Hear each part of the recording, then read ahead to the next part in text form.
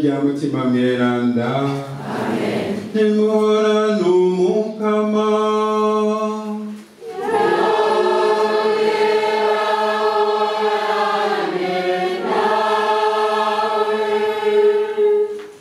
Nukuri umukama yariremetse amagogo yacu, amaganya yacu nayo arayikorera wenyene ubwiwe.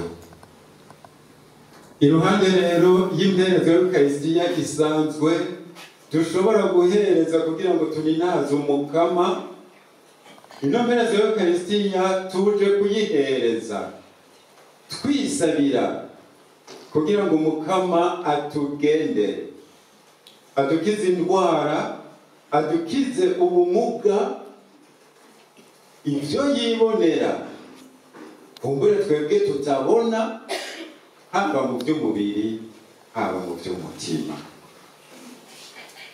Ni igikorwa gihambaye rero dusabwa kwiyugururira, cane cane kugira ngo ntihagire ikituvako kibera intambamyi ico ciza umukama ashaka kutugirira.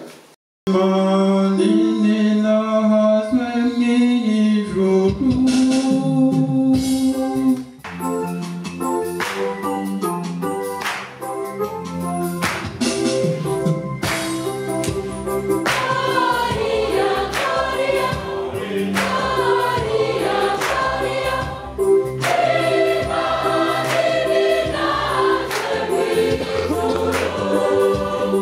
Isi haza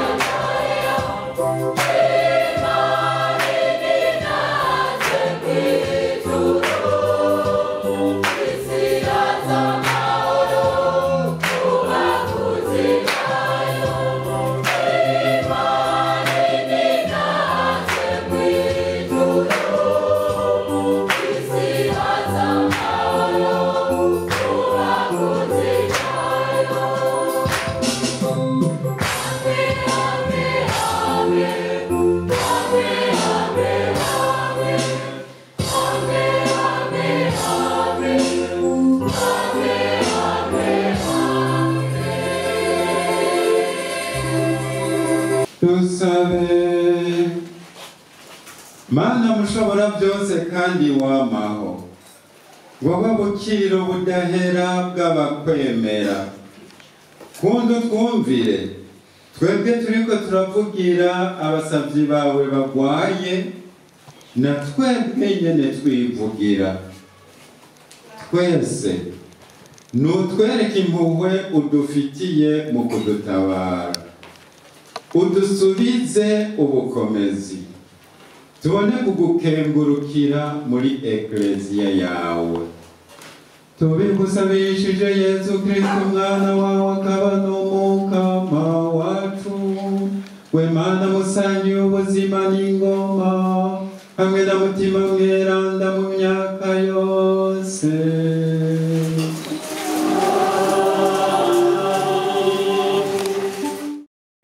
Nimora n'umukama,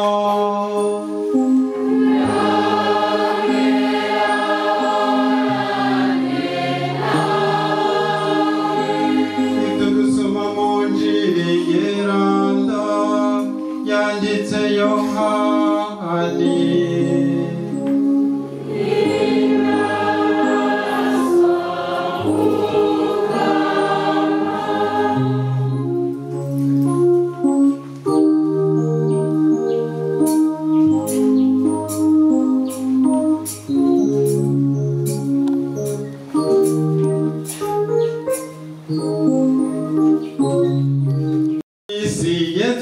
Abigishwa biwe ati ntimusimbwe n'umutima, muremera Imana munyemere nanje.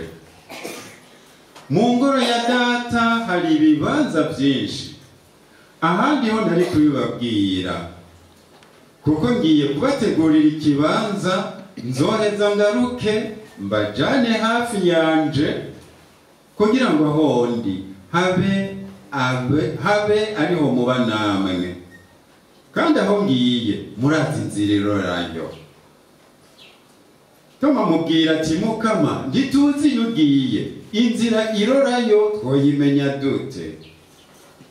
Yesu aramwishura ati jewe ndi inzira, ukuri n'ubuzima, ntawuja kwa data atanciriyeko.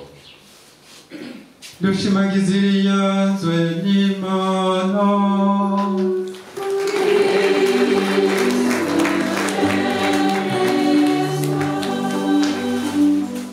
Abigishwa biwe mu gihe nyene bategerezwa kuzimbwa n'umutima. Ni kuwa kane mweranda, hasigaye umwanya muto cyane agafatwa, hamwe abamufashe bazohemuka bamwishe. Bano bigishwa biwe bashwiragire, umwe muri bo yamuguze ace yiyahura, iwe amwihakane izuba ripfa. Mwiyumvire rero, ibyo byimirije kuba, Yesu arabizi, none imbere yuko biba, Yesu ababwiye ati ntimusimbwe n'umutima, mugabo abibabwira igihe nyene bategerezwa gusimbwa n'umutima. Yesu arazi neza ko ibyo bihe bigiye gukurikira bitazokorohera abigishwa biwe.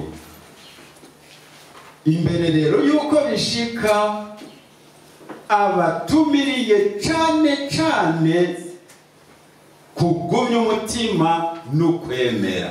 Ndimusimbwe n'umutima, nimwemere Imana munyemere nanje. Kugumya umutima n'ukwemera.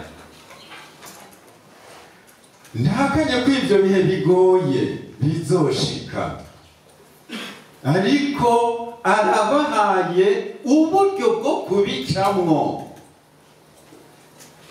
Kugumiza umutima kuri data, kugumiza umutima kuri Yezu mu kudahugunga mu kwemera no mu kubizera.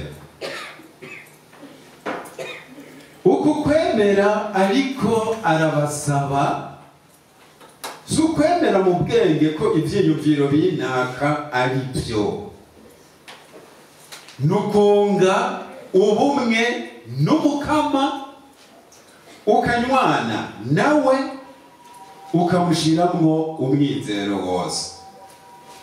Mu yandi majambo, mu bigiye gushika byose bagume bemera Imana kandi bagume bayizeye, bagume bemera Yezu Kristu kandi bagume bamwizeye.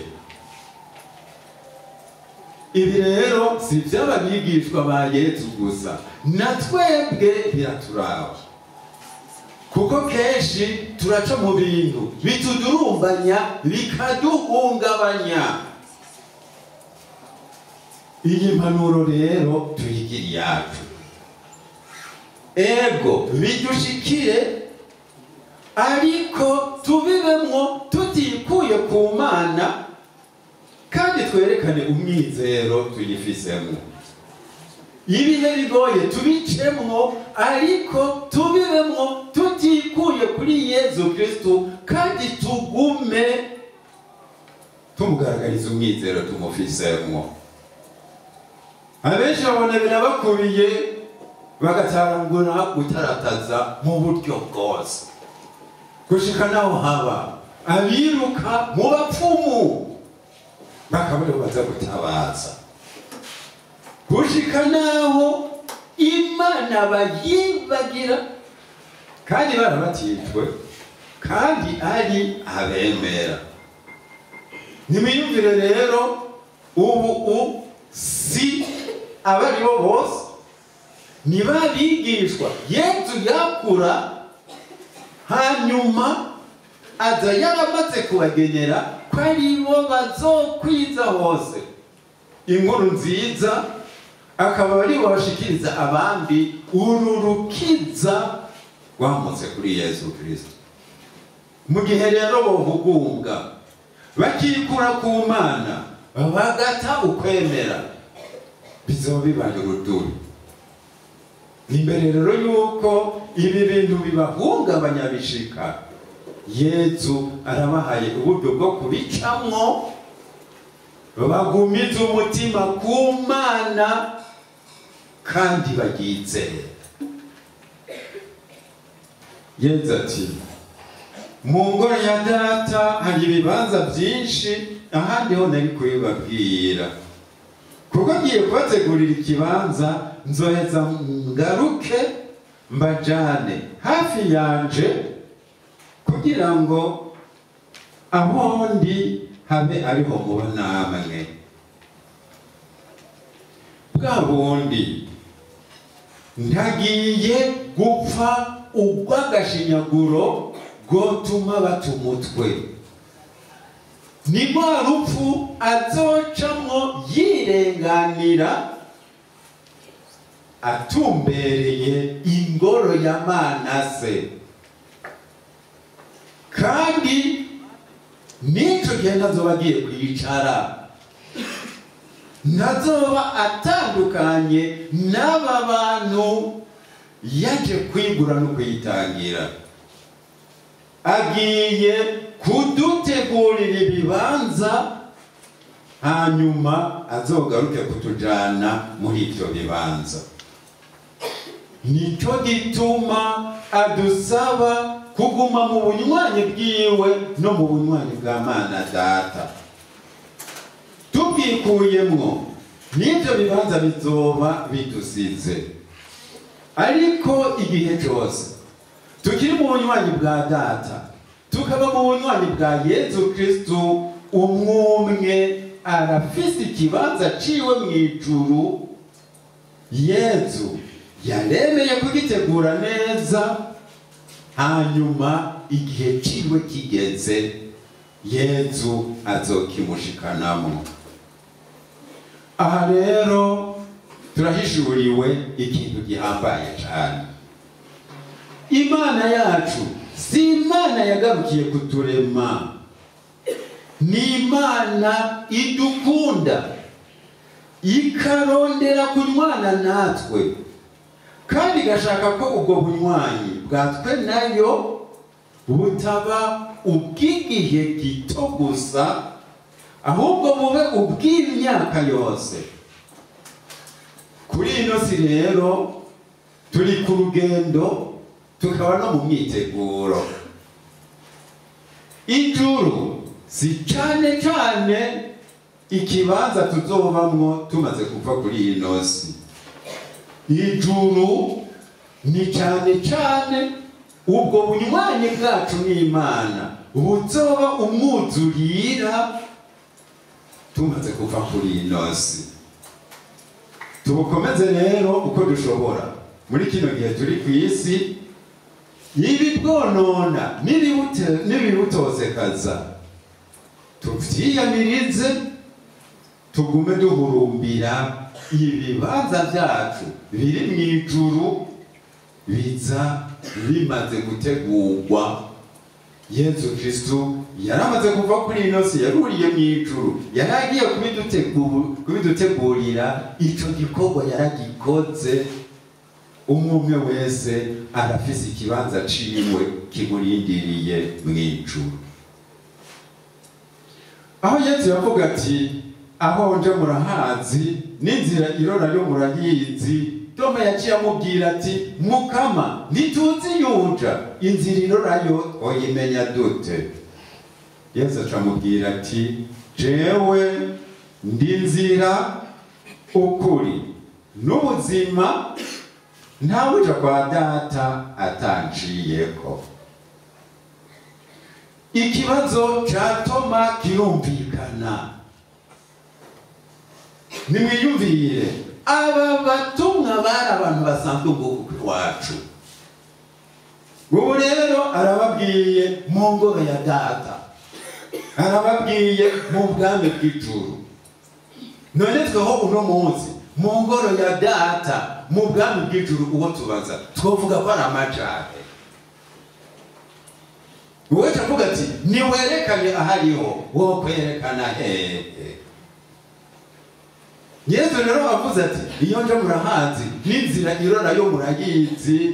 Toma agacabaza ati ntituzi yuja, none inzira irora yo twimenya dute? Natwebwe uwo tubasanye baze ko ariko twovuga ninda hanze muri mwebwe. Ninde yahabonye ugategera ati jewe nibarabara rijayo ndarizi ricangahana? Ninde? Ubu rero ivyo avuze Toma akumva yuko birimo ikibazo, aciye yibagiza ntituzi yuja, none inzira irorayo twoyimenya dute? Yesu rero arabonye yuko Toma agize neza, kuko arabajije ikibazo Yesu we muzashobora kwishura, kandi Yesu aciye agitangira inyishu. Uri umwananje, uyu munsi nakwivyariye. Igihe Yesu yabatizwa muri Yorodani, yaronse ibatisimu mu mazi. Data aramubwira ati uri umwananje, na Sekibi agatsindwa. Yobokamana, ubu bwubashi nabwo dusabwe burimo gutangara. Turavye Imana twiyegereza n'ibyo ikora byose kugira ngo ituronse ubuzima nyabuzima.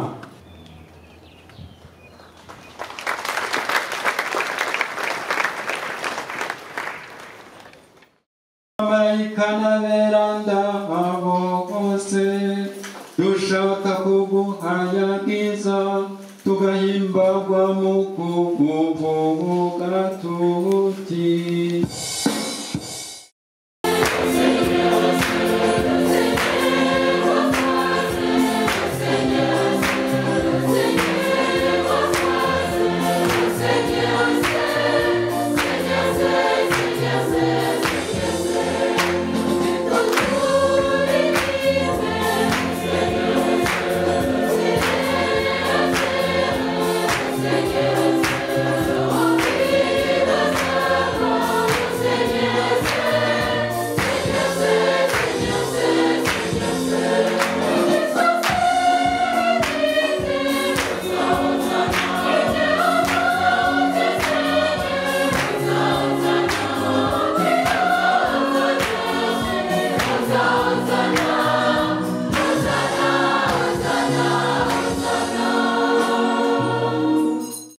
byishakiye yafashe umukate aragukengurukira aragumanyura awuhereza abigishwa biwe avuga ati akire murye mwese iki ni umubiri wanje uza gutangwa ku bwanyu.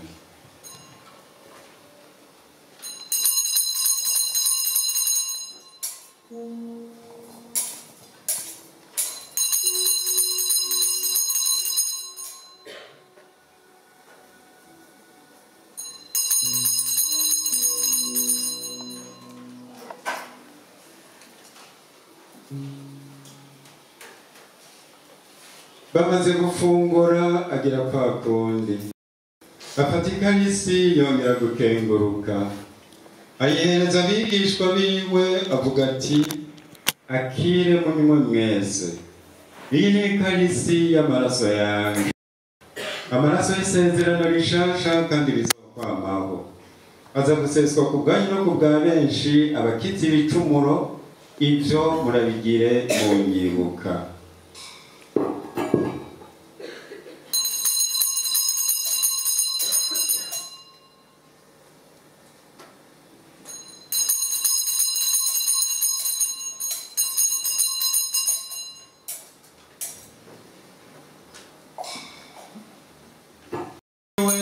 Hamwe nawe no muri wenyine nutegwa iteka ry'ugusengwa Mana Data mushobora byose hamwe n'umutima mutagatifu wongera uninahazwe mu myaka yose.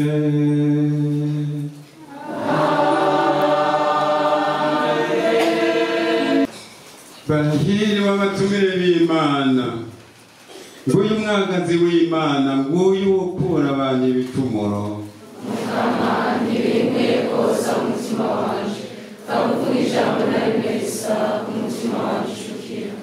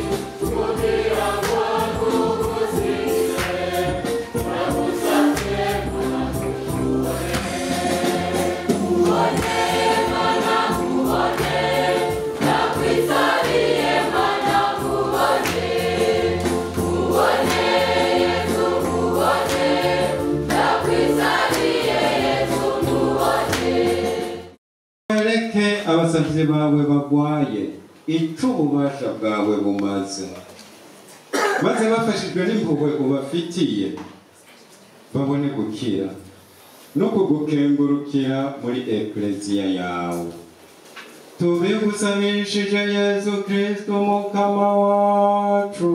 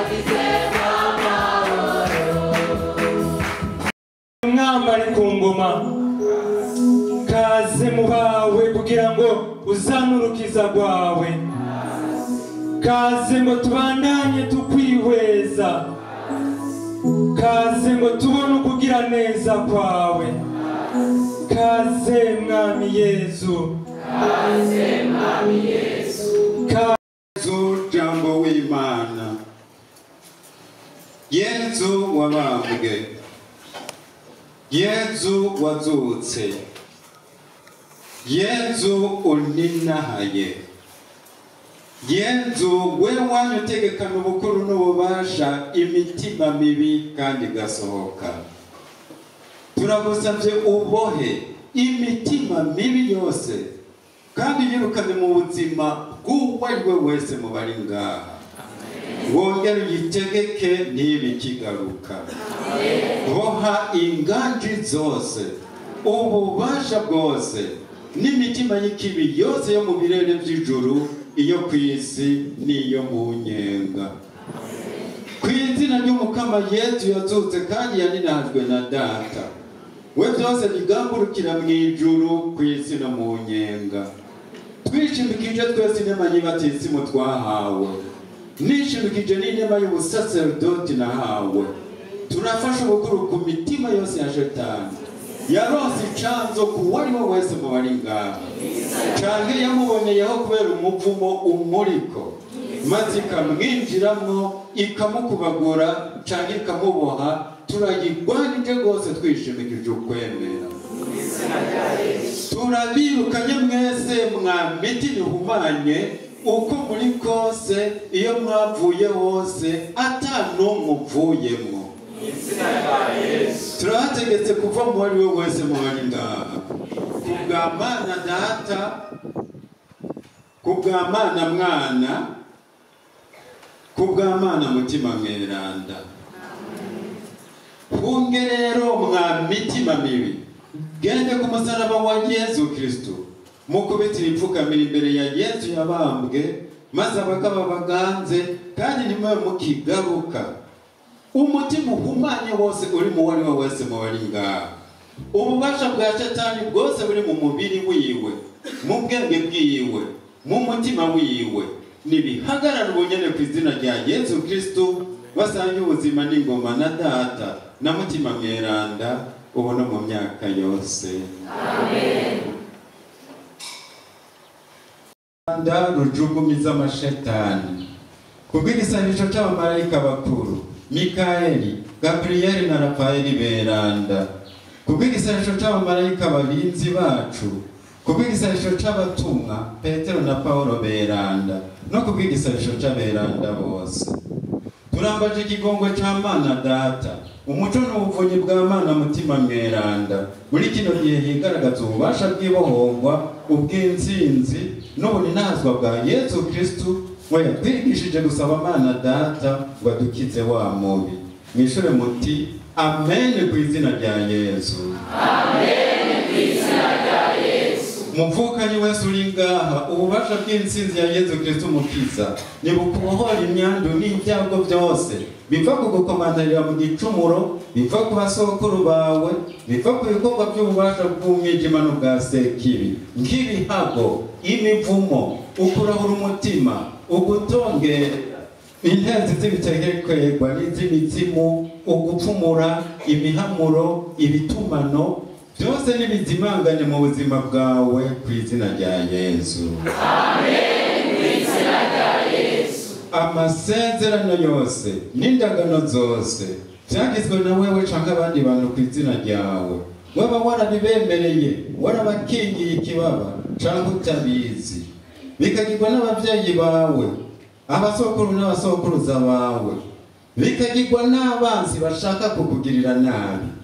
abo bose barondera kukwegurira Shetani canke uwundi mutima mubi, barondera kukwegurira ibigirwamana canke imizimu y'abasokuru bawe ngo bigukingire canke ngo bakwatire mu migirwa yo kubandwa canke gupfumura, byibure bakabigira bagomba kuronka ikintu icyo ari cyo cyose, nk'amafaranga, amagara, ugushimwa canke ubukuru. byose nibibe impfagusa kandi bisambuke kubw'amaraso ya Yesu Kristo umwagazi w'Imana watsinze. Amen. Mw'izina rya Yesu. Kubw'ububasha bwa Yesu Kristo umucunguzi yasheshe amaraso yiwe agatsinda ububasha bwose bw'inabi n'ubw'umuzimagiza. Ndakubohoye muvukanyi wese uri ngaha, imigozi yose n'ibitero bya shetani kumwe no kuganzwa n'amashetani canke ibikorwa bibi byayo, imigozi canke indagano bikuboheye ku mupfumu, kuburagura, kuburahura imitima, kubuterekera, kuburongora imigirwa yo gusenga ikigirwamana, kw'idini ikoreshwa na shetani, kubutanga ibiheko, kuri rumeni canke kubupfumura mu kuvura, byose nibicagagurike kandi biherengetera ubutakigaruka kw'izina rya Yesu. Amen. Mw'izina rya Yesu. Kw'izina rya Yesu ndasambuye kandi imigozi yose igutuma kugira ubwoba, kwipfuza gupfa, kwipfuza kwiyahura, kwipfuza kwica abandi, kuboregwa, kunywa ibiyanyura umutwe, kumwe n'imigozi yose y'ubushurashuzi n'iy'ukunigwa n'ibishetani by'ijoro, byose nibicagagurike kw'izina rya Yesu. Amen. Mw'izina rya Yesu. Kubw'ububasha bw'izina n'ubw'umusaraba wa Yesu Kristo, umugambi w'urukundo wa Mana Data n'ububasha bwa Mana Mutima Mweranda, imivumo y'ubwoko bwose n'inkurikizi z'ibyo wagize canke ibyagizwe n'abavyeyi bawe n'abasokuru n'abasokuruza bawe kugeza ku rwaruka kwa kane, mu bintazi, mu guterekera, mu kubandwa, mu gupfumura canke mu biheko, byose nibikuveko kandi bizimangane rwose mu buzima bwawe kw'izina rya Yesu. Amen. Mw'izina rya Yesu. Byongeye kandi ububasha bwose bw'umwijima bufatiye mu migirwa n'imihapuro y'ibintazi wagize canke ku bikoresho byashizwe mu bwo bubasha woba waratunze canke waratezwe, byose nibisambuke kw'izina rya Yesu. Amen. Mw'izina rya Yesu. Muri Yesu Kristo umwana wawe waraduhaye umwigisha n'umukiza wa Zakarikose. Turakwituye rero utugwaneko mu ndwara zitugejeje kure no mu bumuga budusinzikaje wowe nyene wiyiziye. Mukama Yesu nta na rimwe wahengeshanije gukiza abarijwe n'indwara z'ubwoko bwose, gushika naho n'abasazwa n'amashetani wahemuka bakijije. N'ubu Mukama Yesu turakwituye ngo dukize twebwe nyene, wongere dukirize abagwayi bacu twaje kubera mu ngoro. Nturabe ibicumuro byacu, raba ukwemera n'umwizero tugufisemwo, utugwaneko wongere dutabarira abacu. Kiza imitima yacu, uyikuremwo umwijima n'umudugararo, uyuzuzemwo umuco n'amahoro yawe. Kiza imibiri yacu, uyikuremwo ibisinzikaje byose, uyuzuzemwo ubukomezi bwawe. Kiza ubwenge bwacu, ubukuremwo agapfungu n'umuzimagiza, ubwuzuzemwo ukuri kwawe. Kiza ugushaka kwacu, ugukuremwo ubunebwe n'ubugaba, ukuzuzemwo ubwira n'ububangutsi mu bikorwa byiza byose duhamagariwe. Kiza ubuzima bwacu, ubukuremwo ibinyene wibonera bibudurumbanya, ubushikane mu mwidegemvyo w'abana b'Imana. Yesu mwiza, nta wundi tweze amaso muri kino gihe, kundi uterwe imbabazi n'amarushwa turimwo, uheze dutabare. Wowe Mana usangiye ubuzima n'ingoma na Data na Mutima Mweranda, ubu no mu myaka yose. Yesu, Yesu.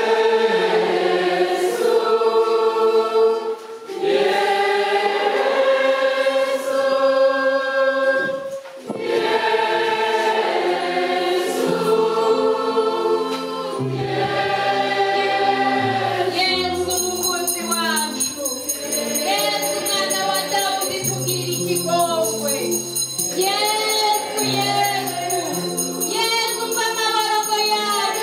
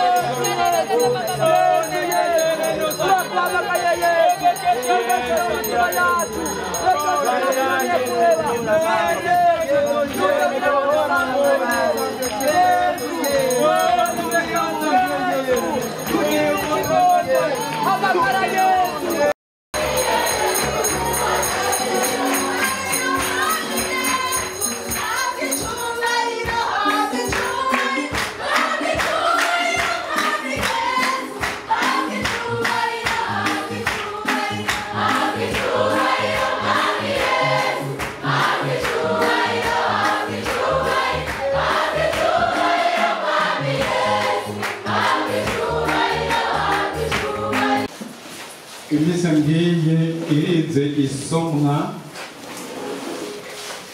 kandi na Yezu agahaguruka agatembera hagati yacu ntibishobora kwigana.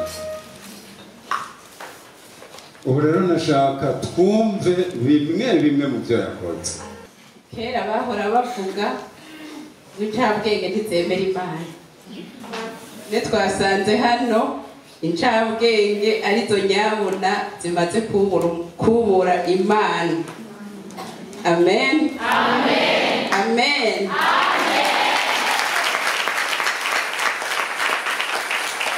Mukama Yezu yagendeye abantu benshi bari buzuye ubwoba, bari batekewe n'ubwoba. Ahari ubwoba Umukama arahasubiza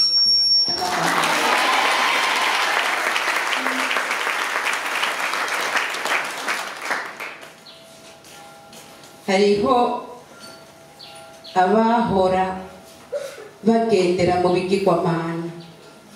Uyu munsi Umukama yasambuye ibigirwamana byose mugenderamwo kugira ngo mumwegukire burundu.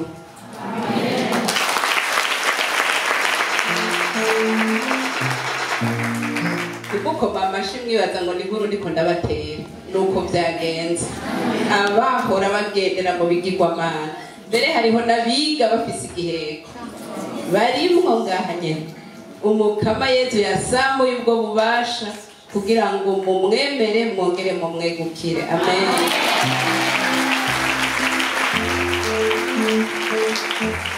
Umuvukanyi yararembejwe na infection urinaire. Umukama Yezu yakijije uwo muvukanyi yaramaze igihe yivuza afise infection urinaire. Umukama nani nahaza.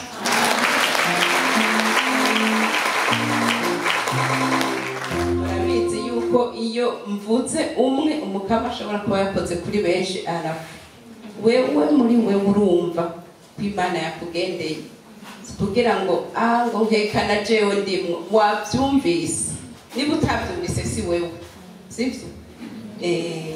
Harimwo abantu bari bafise ingwara ya estoma, birabananira gufungura ibyo ari byo byose, ariko Umukama yakijije benshi bagenda n'ingwara ya estoma, bahora bagwaye ingwara yo kuribwa.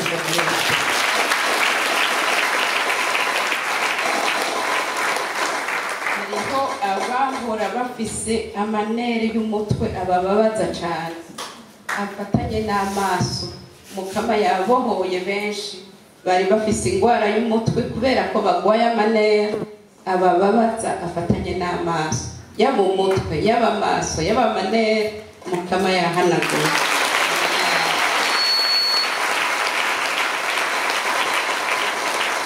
Harimo umuntu yari afise ingwara y'ama-intestin murembeje, araribwa cyane, yibaza ko ari shano, aho si shano wariye no kugwaye ama-intestin. Umunsi uzoja kwa muganga uzosanga ama-intestin yawe yera kandi ntuzosubira kuribwa.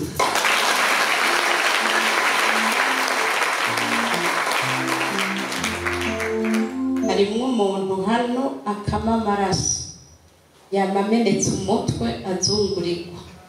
Umukama Yezu yakijije uyo muvukanyi afise iyo ngwara.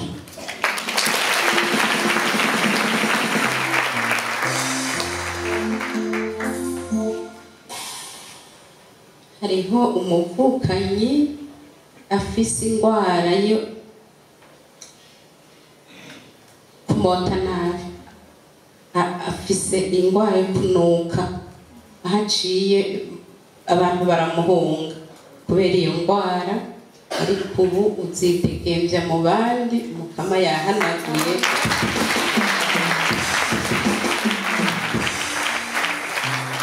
Hariho umuntu aja muri toilette umwanda mukuru bimugoye, araforosa bikanka, agwara ingwara ya constipation. Mukama Yezu yakijije iyo muvukanyi afise iyo ngwara ya constipation.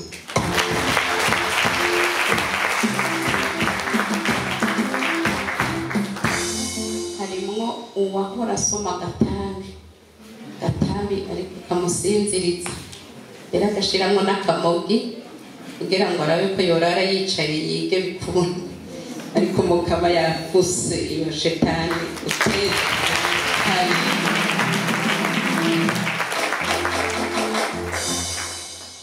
Hariho uwufise ifyigo y'ububamfu rigwaye, arababara cane ku ruhande rw'ububamfu hejuru mw'itako.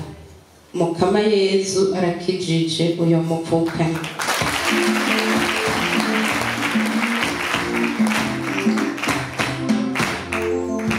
Hariho abavukanyi bafise ingwara y'amavi, baratambuka bakababara mu mavi, Mukama Yezu yakijije abo bavukanyi.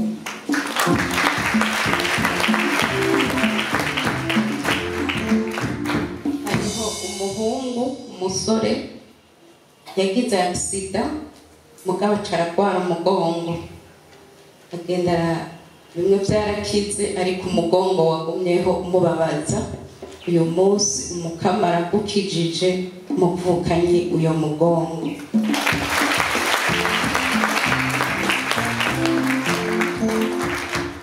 Hariho benshi muri mwebwe bamana ibitero vy'abarozi.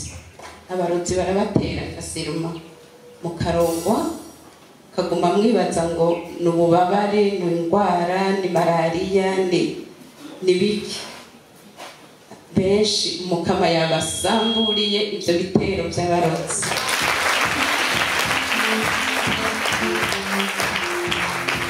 Hariho benshi barota nabi, mbere harimwo n'abashobora kuba basohoka mu gitanda kandi bakuze kubera indoto mbi, ariko uyu munsi Umukama arabasubije amahoro.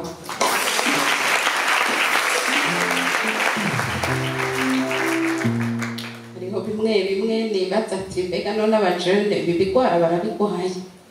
Hariho abagwaye igitigu, harimwo urwaye ingwara y'igitigu ubwoko bwa B. Mukama Yezu arakijije uyo muvukanyi.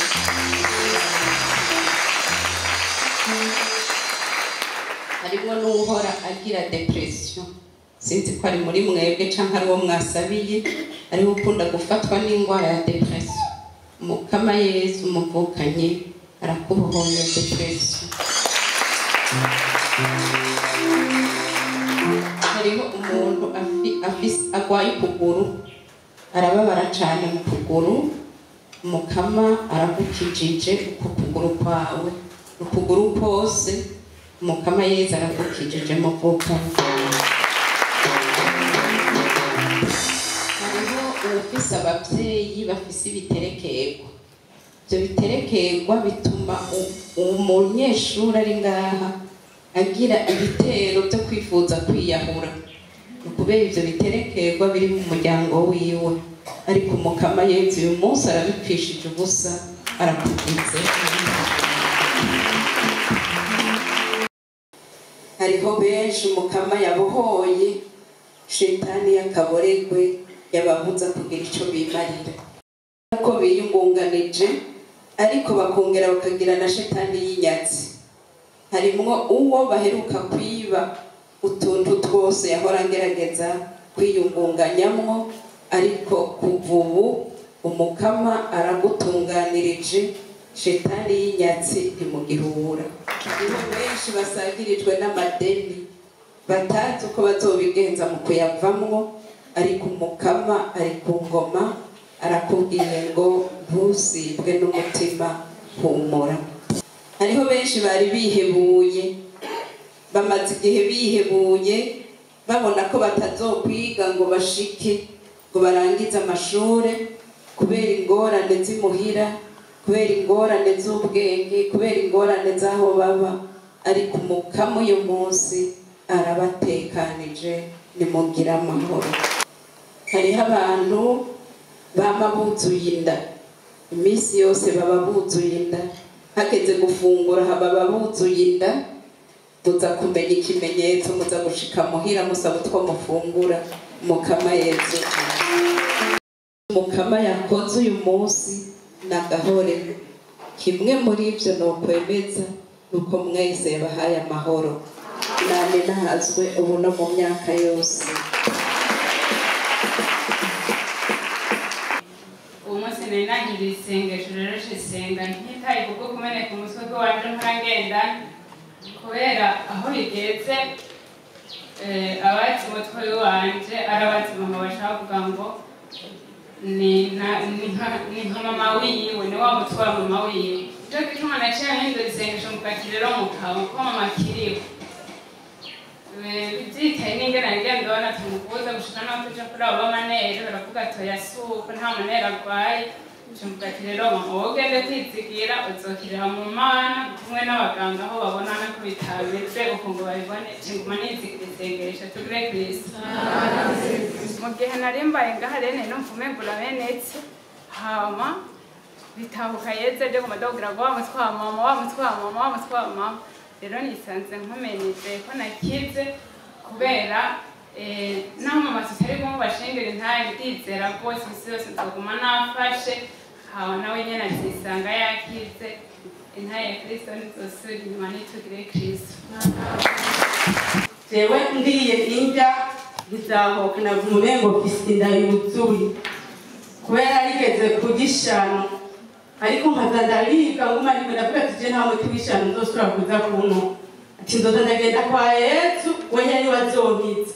Yesu ariko aratembera ngaho mwiranje numvise haza umucanwa no gufata munda, ndafata munda uduga nk'uko David byose numvise bihetse, numva mu nda umengo harahoze, yandi yari ibintu yuko wose ndumwe mubo bavutse bibwe. Jewe niga pfundikanze udupfundo twanje mutuntu rero nahora niyungunganyamo, nagiye ndahemukirwa n'abantu batandukanye barenga batatu. Ukuvuga ibyo nari mfise byose byarampeze ko nsigara ndi imbokoboko. Kubera ibyo nyine byambayeko naragerageje no guca mu bagenzi ndaka amadeni, ariko amadeni nagiye ndaka nta kintu yagiye aramarira, byose byaca binyongerako n'ubundi bimwideni nkabona umenga naho nta kuntu nzoshobora kubigenza kugira ngo nshobore kuriha ayo madeni. Hanyuma nimara kumva bariko baravuga, nashoboye kumva neza yuko ngiye kwishyura ayo madeni ntakekeranije. Ndi wa musore yibavuga ngaho uko afite isanganya, iryo sanganya yarigize umwaka wo kuraba w'umunani, maze icyo gihe twari n'abagenzi, ariko icyo gihe twagwa ku basikeri ngo ku giti, abantu bavuga ko bazi igiti cy'umubanga cyari igiti kimaze gisongoye nakirwako umugongo urama nk'utirigana, ariko kugeza ubu ngo umugongo nteka ishoboye gutora inzira ngo ikire. Ariko ndashima Imana, ndashima Yesu Kristo we yamahangamye ku ngoma n'ibindi imyaka n'iyindi ndikamara ya Kristo.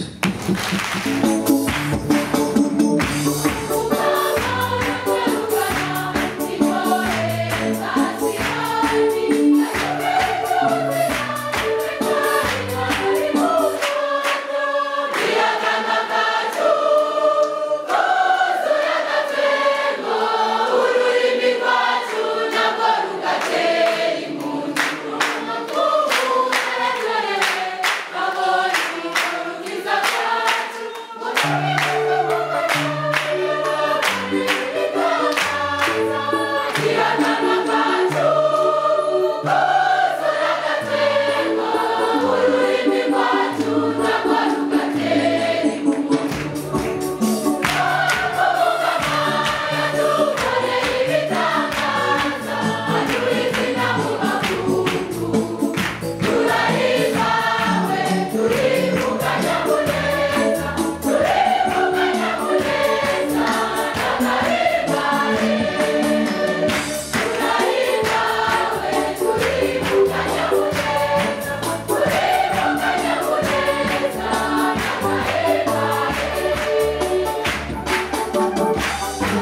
Hallelujah.